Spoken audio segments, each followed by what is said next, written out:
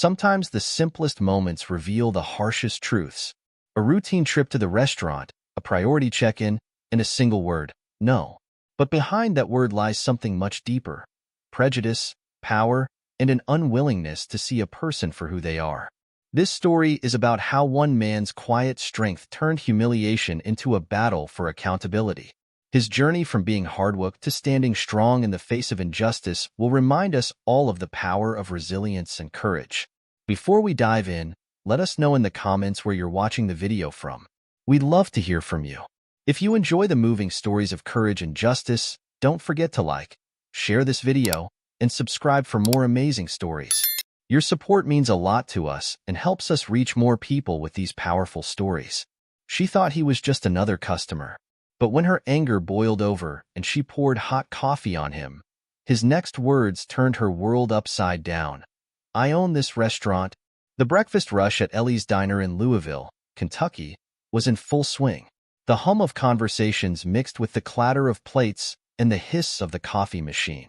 It was a scene of organized chaos, a symphony of busy mornings. Jenna, a 25-year-old waitress, darted between tables, her hair pulled into a loose ponytail that threatened to unravel with every hurried step. Exhaustion was etched into her face. Her shift had started at dawn, and the sting of yet another rude customer was still fresh in her mind. She plopped a tray onto the counter, muttering under her breath as the cook slid another plate of pancakes toward her. "Table 7, he said without looking up, his voice gruff and impatient. Jenna rolled her eyes and grabbed the plate. At table 3, a man in his mid-40s sat patiently, sipping water and scanning the menu. He wore a neatly pressed suit, his posture calm yet commanding respect. To the staff, he was just another customer, though he carried himself differently, quiet but observant. His name was Robert. When Jenna approached, he smiled politely and placed his order: scrambled eggs, toast, and black coffee. Jenna returned a few minutes later with his food, dropping the plate on the table with a little too much force. Robert glanced down and noticed something off. The eggs were fried, not scrambled. Calmly, he raised his hand. "Excuse me, I believe there's been a mistake. I asked for scrambled eggs." Jenna froze. Her shift was a train wreck, and her patience had long run out. She felt the eyes of other diners on her, as if the entire room was waiting to see how she'd respond. Her face burned with frustration, but she forced a tight smile. "I'll fix it," she said. But as she turned to walk away, the tension in her chest tightened. Fixing it meant more work. More work meant more time stuck in this place she hated. She clenched her teeth, gripping the plate harder than she realized. But something else was bubbling beneath the surface, something much harder to control. Jenna stormed into the kitchen, slamming the plate onto the counter. "Scrambled eggs for table 3, she barked, her voice sharper than she intended. The cook raised an eyebrow but didn't say a word, his hands already moving to crack fresh eggs into the sizzling pan. Jenna crossed her arms and tapped her foot, the noise grating against the hum of the kitchen. Her mind was a swirl of frustration. The last table had left a terrible tip, and she was already dreading the double shift she'd agreed to cover. Rent was due, her car needed repairs, and her phone bill was overdue. She felt like she was drowning, and every small inconvenience pushed her closer to the edge. Through the order window, she caught sight of Robert sitting calmly at his table. He didn't look annoyed or impatient. In fact, he was reading something on his phone, oblivious to the chaos around him. That calmness irritated Jenna even more. She thought, how can someone sit there so relaxed while I'm breaking my back in this place? The cook slid the new plate of eggs onto the counter, and Jenna snatched it up, plastering a fake smile on her face as she returned to Robert's table. "Here are your scrambled eggs," she said in a clipped tone, setting the plate down. Robert looked up at her and nodded politely. "Thank you," he said, his voice kind. But Jenna couldn't bring herself to reply. She turned sharply, and as she walked away, her frustration simmered to a boil. Moments later, Robert raised his hand again. This time, Jenna hesitated. She didn't want to turn around, but she could feel the heat of his gaze. When she finally approached, he said, "I hate to bother you again, but the coffee is lukewarm. Could I get a fresh cup?" Her heart pounded in her chest. It wasn't his request that set her off. It was everything else. The bad tips, the rude customers, the endless hours. His polite tone only added fuel to the fire. Her grip tightened on the coffee pot in her hand, her vision narrowing as she leaned in, trying to keep control.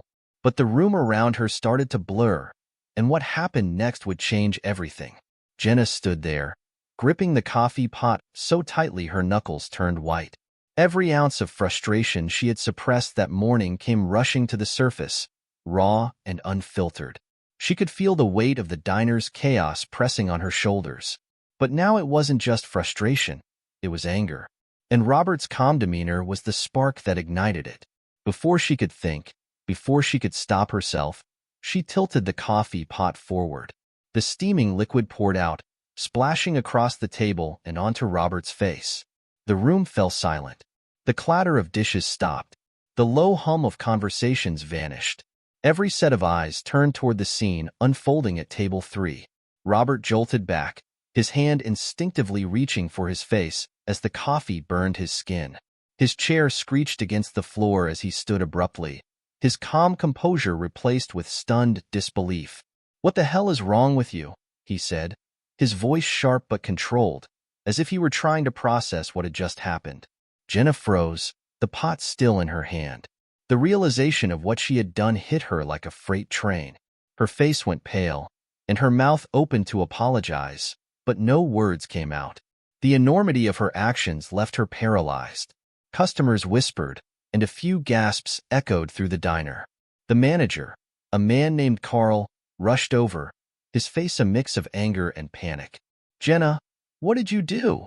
he barked, grabbing the coffee pot from her trembling hands. Robert stood tall, his suit stained with coffee, his expression unreadable. He wiped his face with a napkin, and the diner seemed to hold its breath. Then, in a low, deliberate tone, he said, "You clearly don't know who I am." Jenna's heart sank further into her stomach. There was something about the way he said it, calm yet commanding, that made her knees weak. She couldn't move, couldn't speak. All she could do was stare at the man she had just humiliated. The silence was deafening, and the weight of the moment pressed down on everyone in the room. But what Robert said next would leave everyone stunned and Jenna completely shattered. Robert straightened his tie, his eyes fixed on Jenna. The room felt like it was holding its collective breath, waiting for what he'd say. "I own this restaurant," he said, his voice steady but sharp, cutting through the thick silence like a knife. Jenna's knees nearly buckled. The words hung in the air, heavy with meaning. She blinked, trying to process what she'd just heard. "You, what?" she stammered, her voice barely audible. "I'm Robert Gaines," he said, gesturing to the diner around them. "The one who signs your paycheck, the one who keeps the lights on in this place, and the one you just poured coffee on." Gasps rippled through the room. Customers exchanged wide-eyed glances, and the other waitstaff stood frozen in place, unsure of what to do. Carl, the manager, looked as though he wanted to crawl under a table. Jenna's mouth opened, but no sound came out. Her thoughts raced, but they all collided into one overwhelming realization. She had just poured coffee on her boss. She felt the weight of every choice she had made that morning, every frustration she had let build, crashing down on her. I didn't know," she stammered, tears welling in her eyes. "I'm so sorry. I didn't mean to." Robert raised a hand, silencing her. "You didn't know?" he repeated, his tone measured but firm. "And that's supposed to make this okay?"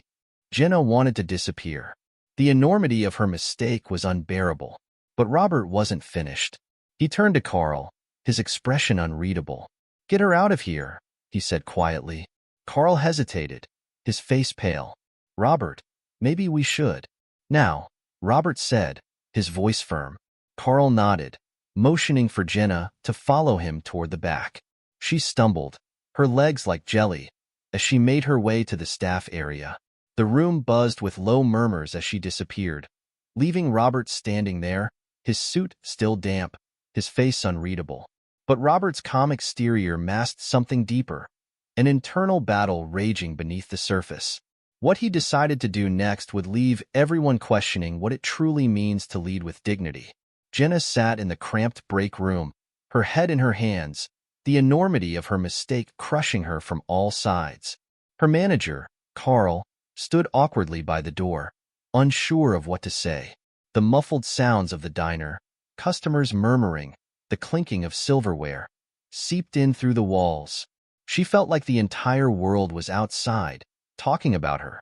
"Jenna, Carl began, but his voice trailed off. He wasn't sure what to say.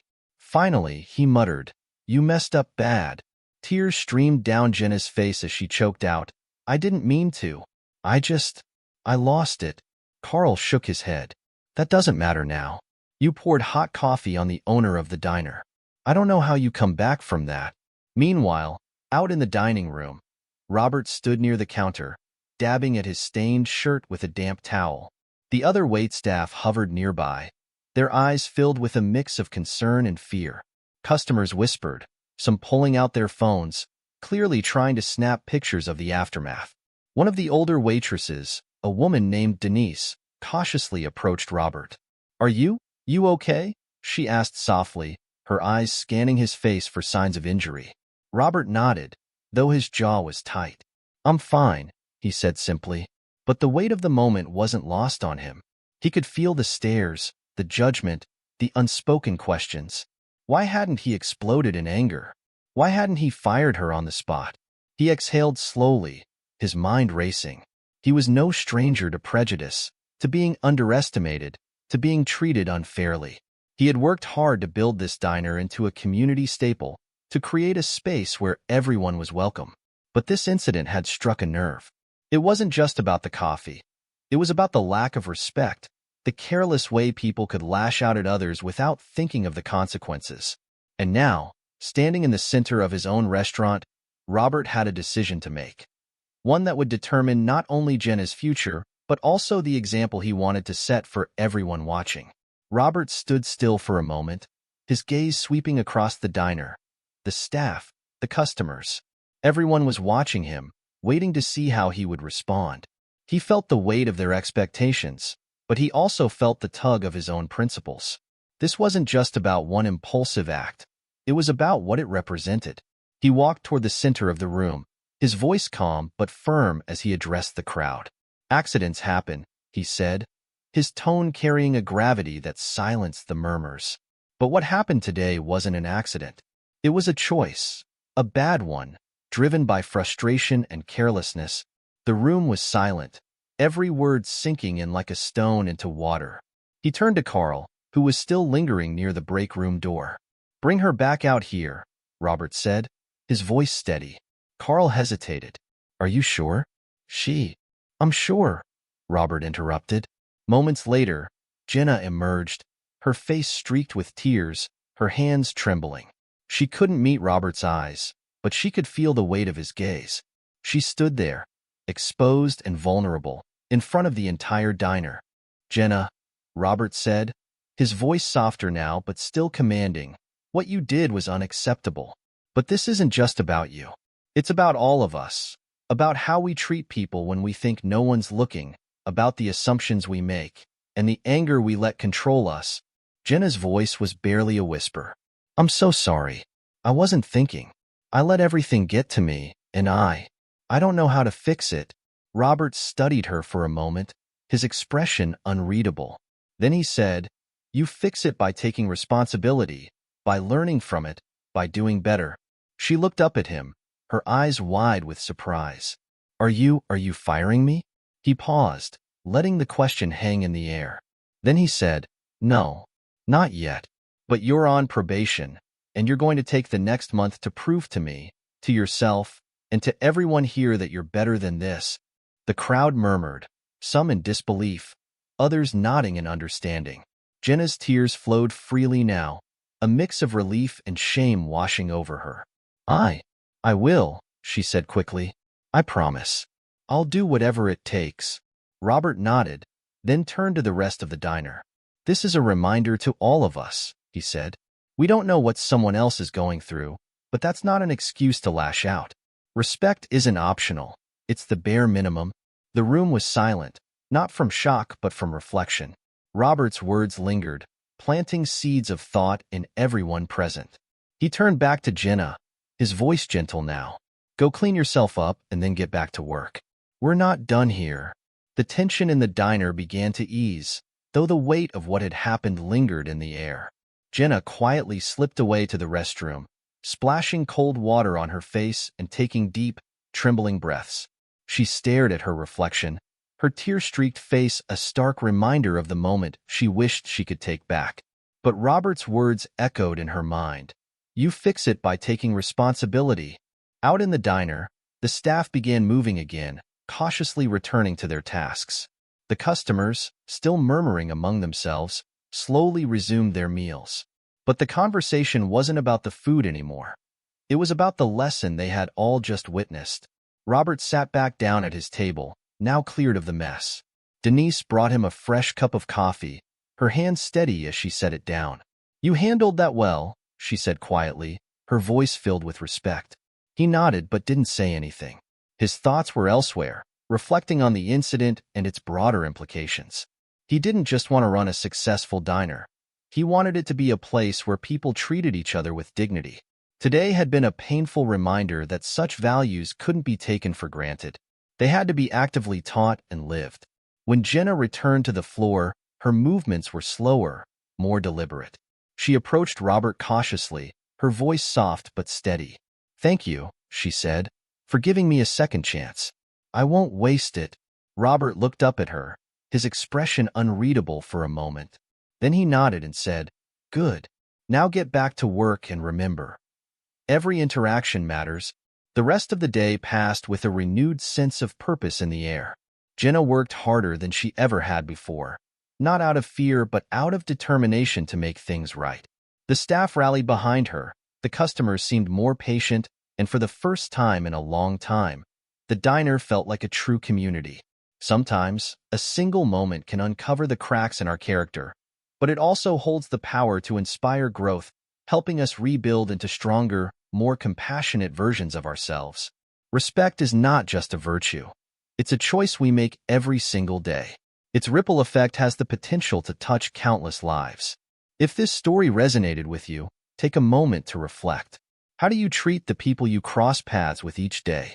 Let this be your gentle nudge to lead with kindness and respect, even when it feels like the hardest thing to do. And if this story left an impact, don't forget to like, subscribe, and share. Together, let's spread these valuable lessons far and wide.